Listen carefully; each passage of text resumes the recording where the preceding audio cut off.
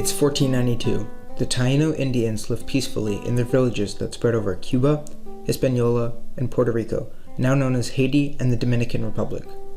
They live in villages led by a cacique, or chief. Their entire lives are reliant on their small, communal farms, the ocean that surrounds them, and wild plants and animals in the region. Men fish using flint-tipped spears and hunt with bows and arrows. Their main trade is based upon the water. The word Taino means peaceful and friend. To them, water was not a barrier in any way, shape, or form. Water was not a barrier. It was their expressway. They were excellent navigators. They could get in their canoes and knew exactly where to go and how to get there, and got there fast and easy. Across the ocean in Spain, the conquest of Granada is coming to a close. Granada, a region of the nation, has rebelled against King Ferdinand and Queen Isabel's actions in purging all Muslims from Spain. The siege on the city came to a close as the rebels surrender, and Spain is once again a stable nation. Now with victory on their minds, the King and Queen of Spain give a young explorer, Christopher Columbus, a blessing, and 3 ships to find a trading passage to India without going around the southern tip of Africa. They traveled on the Santa Maria, Pinta, and Nina. Columbus first stopped in the Canary Islands before arriving in the West Indies. In October of 1492, they hit land. Rather than in India, the intended location, they had in fact arrived in Hispaniola. As they were arriving, the Santa Maria hit a jagged outcropping and they had to swim to shore. After being greeted warmly by the Taino people, they built a small fort at La Navidad near their landing point. As soon as the Spaniards arrived, they realized that the climate and resources in the West Indies was very different from that in Spain. Therefore, Columbus and his men had to keep good relations with the Taino. This relationship proved to be more important when the Spaniards discovered gold among the land. Columbus then sailed back to Spain to update King Ferdinand and Queen Isabel on the results of the voyage, and to ask for another grant to continue his conquest. With Columbus gone, nobody is left in charge, and the colonists get restless. After a while, they begin enslaving Taino and forcing them to search for gold. Due to their polytheistic religion, the natives were extremely offended by the abuse to their people and their sacred lands. This conflict caused skirmishes between natives and conquistadors whenever the Spanish would search for gold on indigenous lands. Many colonists also died in the fort of La Navidad because they did not know how to eat the food of the Taino, such as parrots, iguanas, and cassava. Back in Spain, King Ferdinand and Queen Isabel grant Columbus 17 ships on which to make his next voyage to the New World.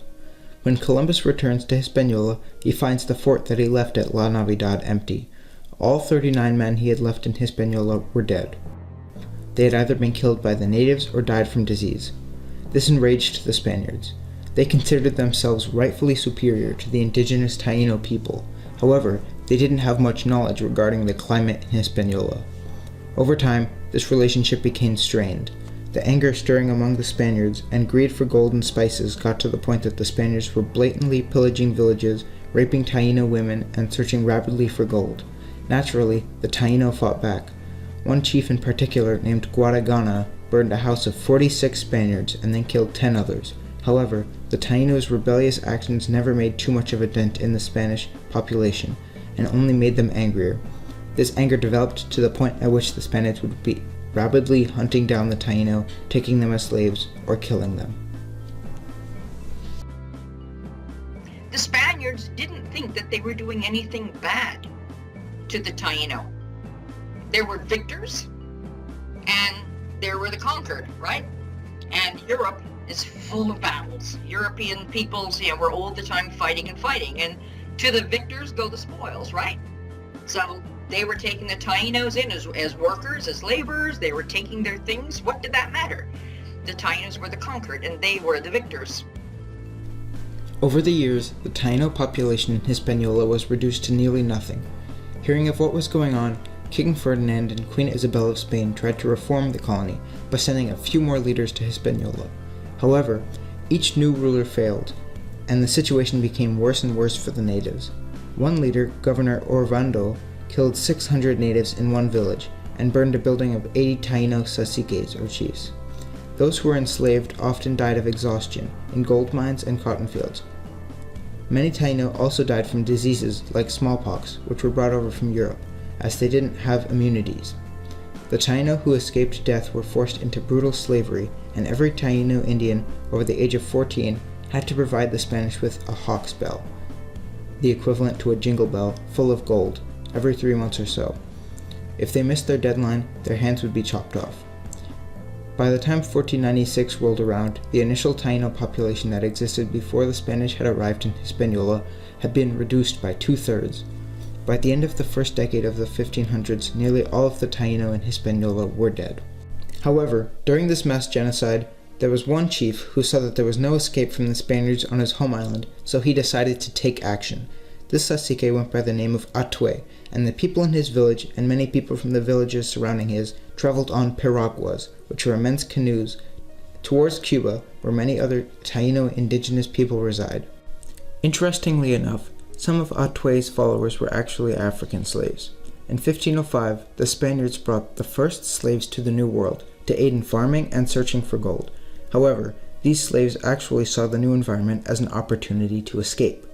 Due to the fact that inland, Hispaniola was covered in expansive rainforests and vast mountain ranges, the slaves found it easy to hide once they escaped their masters, and often joined the ranks of the Taino, working with them to fight back against the Spanish conquistadors. When Atue arrived in Cuba, he knew that the Spanish wouldn't be too far behind. Thus, while his initial goal in going to Cuba was to save his village from immediate slaughter, he saw his insight as an opportunity to heighten Cuban Taino preparation for the Spanish conquistadors. Atue gathered many of the Taino people on the island from various villages and told them to throw their valuables in the ocean. Many Taino followed him and got rid of all of their precious stones. Right after this, Atue began to prepare for the Spanish arrival. He gathered a fighting force of just over 1,000 natives and hid in the mountains, waiting for the Spanish to arrive. In the final months of 1511, Spanish boots hit Cuba's beaches, and the conquistadors, under the leadership of Diego Velázquez, established a fort at Baracoa on the far eastern end of the island. Every once in a while, whilst the Spanish were out gathering supplies, Atue and his fighting force would attack the conquistadors and then retreat back into the mountains, where it was difficult for the Spanish to navigate with their non-existent knowledge of the environment. Finally, after keeping the Spanish in their fort for 3 months, Atue and many of his followers were captured. Because of their treacherous stand against the conquistadors, some were burned at the stake, while others were made slaves. On February 2nd, 1512, Atue and a few of his followers were tied to the stake, ready to be burned, where he was then consulted by a friar. Once he was tied to the stake, the friar told him that, if he would only believe what he was now hearing, he would go to heaven there to enjoy glory and eternal rest, but that if he would not, he would be consigned to hell. The Lord Atue thought for a short while and then asked the friar whether Christians went to heaven. When the reply came that good ones do, he retorted that he chose to go to hell to ensure that he would never again have to clap eyes on those cruel brutes. Bartolomé de las Casas. He did not flee in the face of danger. He took a stand for his culture and his people. Despite Atue's death in 1512, his contribution to the West Indies would live on for centuries to come. Throughout Cuban history, as a result of his rebellious spirit and love for his people, Atue was praised as a martyr and referred to in rebellions, such as the Cuban Revolution, led by Fidel Castro. Furthermore, he became a symbol that many descendants of the Taino tribe can be proud of. His face was on the Cuban peso in 1991. When the Spaniards came to the New World, they usurped the land and the natives that lived there for their own purposes of greed, both for their country and for their pope. Despite the extreme power of the Spanish, people like Atue left their homes, fought for their culture and religion, and were even burned on the stake for the greater good of their people, against a world power that was certain to defeat them all along. Atue was such a significant figure in this rebellion because he made a large impact on the Spaniards, and was courageous at a dangerous time. This moving rebellion would serve as an inspiration for generations to come.